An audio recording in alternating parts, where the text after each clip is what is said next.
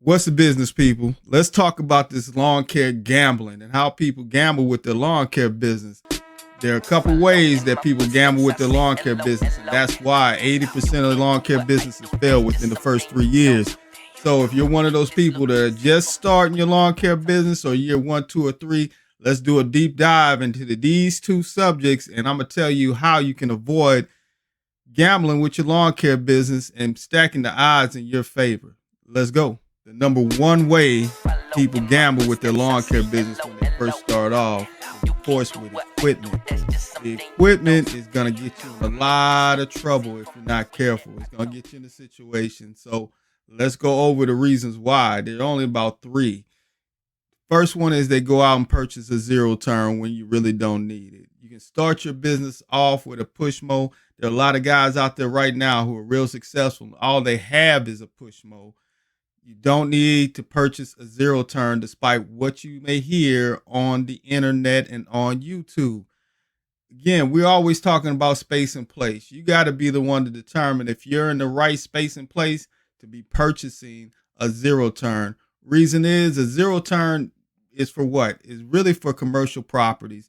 You're thinking that you're going to get out there and get into these yards when you're first getting started to where you're going to actually need a zero turn. And I'm here to tell you that you're not. You're going to be restricted from getting to a lot of people's backyards. The smaller large yards, which you usually want to start off with, are not going to be accessible to you. You're not going to be able to get in the back. You're not going to be able to get in these tight spots. So when you start your lawn care business, especially in year 1, you do not need a zero turn, despite how, glamorous it might look and way people tell you that, hey, you can afford it even in your first year. You're making an investment in your business. That's an investment that is not necessary within the first couple of years.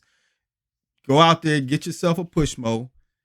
See if you like lawn care before you decide to go spend all this money on a zero turn that may wind up sitting at the house. The way people gamble with their lawn care equipment is going to be with your weed eaters.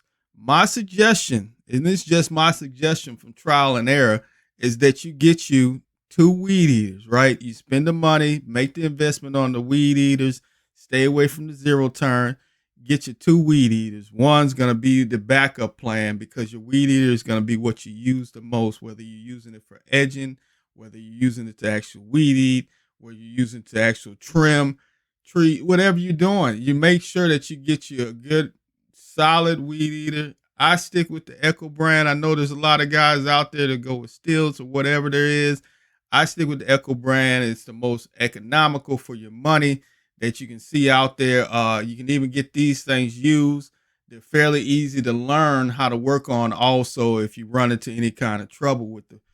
You also can get the parts pretty easily depending on, where you're at. If not, you can always check Amazon and they'll always have, the basic parts that you're going to need for your weed. That's another issue that I see where people gamble. They go out and get basic weed eaters, or they go out and they have 4 or 5 weed eaters in the solo lawn care operation that are just going to sit there. It's only one person using the weed eater if you're solo and just getting started. So again, get you that, maybe one backpack blower, but you don't even need a backpack blower. You can just get yourself a handheld blower and you'll be fine. I'm still operating with a handheld blower and haven't moved to a backpack blower as yet. The speed and efficiency does make a difference in your first couple years. But again, we need to start focusing on the quantity and the quality when we're moving into year 2 and 3. The first year, it's all about quantity and getting it going. So you want to make sure that you're able to, make a little bit of profit in your first year. You're not going to be able to do that if you're out there purchasing the wrong equipment.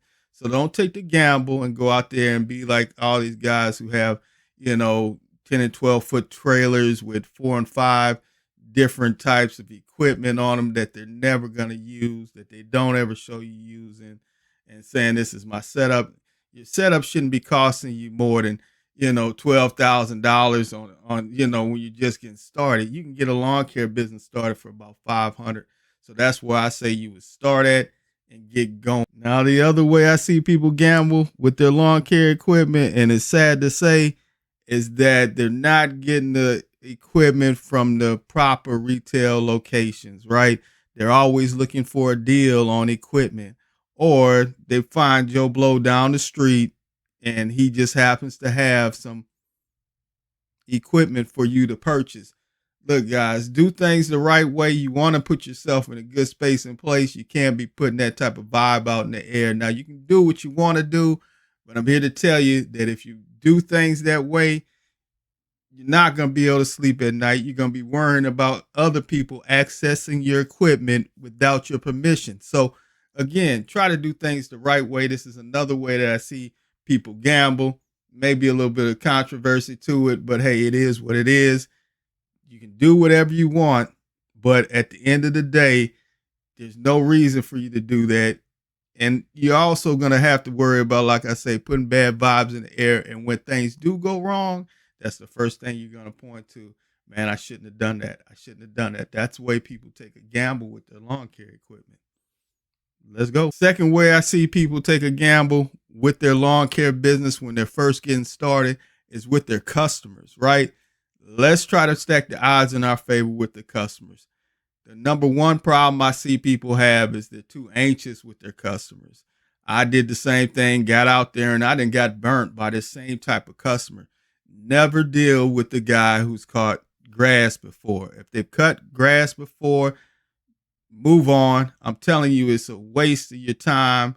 You're taking a crap shot at the fact that they're not going to be the ones that are going to be out there supporting you as a good quality customer. They've already failed at doing what you're trying to do.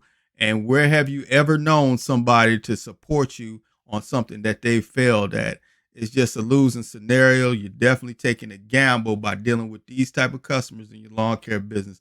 So if they say they cut grass, let them go on. Let them find somebody else. You will find somebody who's going to pay you on time, who's going to pay you what your time and energy is worth, and who's not going to want to see you fail. There's too much grass out there to cut. Number two under customers is going to be the fact that customers are not always right, guys.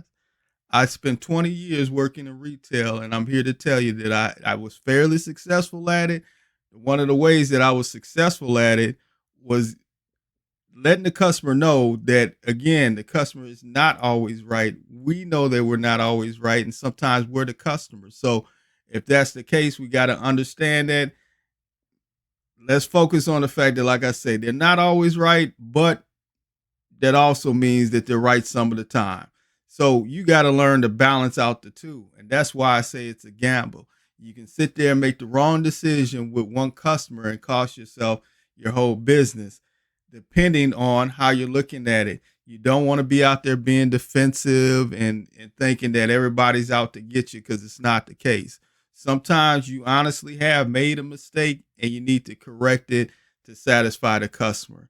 But if you're in a position to where a customer is just, keeps coming and coming and coming and coming at you about things that you know that you're doing the proper way, it's time to move on. It's time to tell that customer, look, we can agree to disagree, but I'm not willing to take the gamble with my time and my energy for somebody who you may feel has tried to take advantage of you. That's what you're going to see in the first year.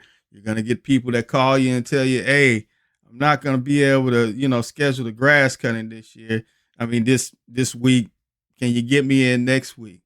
It's not how it works, guys. It's not how it works. All right. So you need to have some understanding and tell them, hey, look, if that's the case, if you want me to come back next week, I'm going to have to fit you in when I can. I have a schedule now with other clients that get their grass cut on a certain day and can afford to pay on that, second week, every other week, or every week, however they're doing it with the grass cutting.